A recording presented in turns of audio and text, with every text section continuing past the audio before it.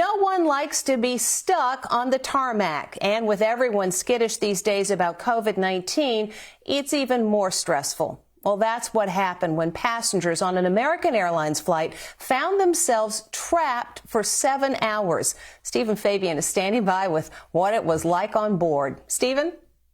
Thanks, Deborah. Passengers today are speaking out on what they say was a nightmare flight. They were left stranded on a packed plane on the tarmac for 7 hours. Now, that's never good, but in the middle of a pandemic, they say it was terrifying. We are now over 6 hours on the plane. Passengers took to social media to vent their frustrations. It's been a very, very long ordeal, to say the least. Their American Airlines flight from Las Vegas to Dallas was diverted to San Antonio because of bad weather. And then the nightmare began. This ain't right. We got people's lives in the balance here. Stranded on the tarmac, the hot, hungry, and thirsty passengers stood in the aisle. Most wore masks, but some did not. Passenger John Puff says he felt like his life was in danger. When you don't know what's going on and you're on an aircraft, a small space, especially in a COVID world, you get worried and scared and stressed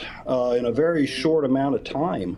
It took 7 hours before they deplaned. So it sounds like you were on that plane for so long that some of the coronavirus safety protocols kind of went out the window. Well, they did go out the window, and there was never any announcement by the crew, hey, you need to sit down, you need to separate, don't congregate, don't crowd. American Airlines is apologizing today, blaming the inconvenience on severe weather. Meanwhile, colleges across the nation are rethinking their back-to-school plans today as videos of students at packed parties make the rounds on social media.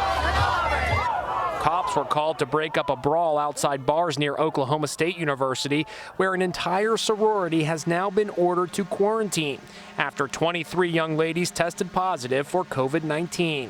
At the University of North Carolina, Chapel Hill, all students are switching to online learning after just 6 days into the new semester, and they're not happy.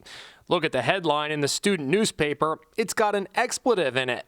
But there is some good news today. COVID cases in the USA appear to be falling. Cases are decreased about 22% since the third week in July. And we know that's a real number because hospitalizations have also gone down 24%. And new research shows that COVID-19 symptoms occur in a specific order. First comes fever, then a cough follows, then nausea and/or vomiting, followed by diarrhea.